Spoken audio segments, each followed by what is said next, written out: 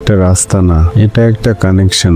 আমার শহর ঢাকা থেকে আমার নিজের এলাকা মাদারীপুরের সাথে আগে কত কষ্টই না ছিল রে ভাই। ফেরি, লাইন, কত রাত জাগা, কত কষ্ট, কত দুর্ভোগ ছিল আগে। আর এখন বাইকে উঠি, গুগল ম্যাপে লোকেশন দেই, আর ঘন্টা খানেকের মধ্যেই নিজের এলাকায় চলে যাই। পদ্মা সেতু সম্পূর্ণ বাংলাদেশের নিজস্ব অর্থায়নে নির্মিত, যার মোট ব্যয় ছিল 30,193,39,39 টাকা। পুরোটাই আমাদের জনগণের টাকা, কোনো বিশ্ব ব্যাংক বা বিদেশি ঋণ নয়। এটা আমাদের সক্ষমতার প্রতীক, এটা আমাদের আত্মসম্মানের প্রতীক।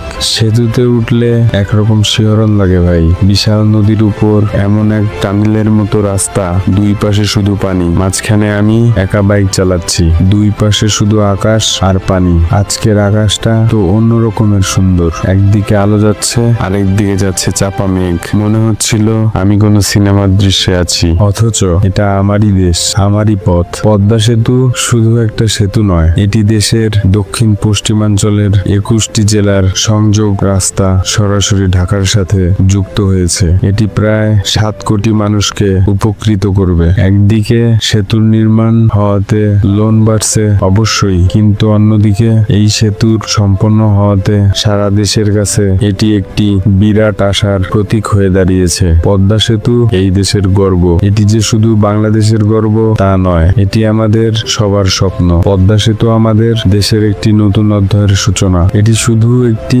অবকাঠামো নয়, এটি আমাদের আবেগ, আমাদের আত্মবিশ্বাসের একটি প্রতীক। আজ আমি এই সেতুর উপর দিয়ে যাচ্ছি এবং আমি গর্বিত, কারণ আমি জানি এটা শুধু আমাদের জন্য নয়, এটা ভবিষ্যৎ প্রজন্মের জন্য একটি অনুপ্রেরণা হয়ে থাকবে। এই বিকেলের শেষ আলোয় সেতুটা পেরিয়ে যখন শেষ প্রান্তে পৌঁছালাম, একটা জিনিসই অনুভব হচ্ছিল, এটা একটা স্বপ্নের জার্নি। আর এই স্বপ্নের সেতুর নাম হচ্ছে পদ্মা। ভাবতেছি আগে এই নদী পার হতে কতই না সময় লাগতো, আর এখন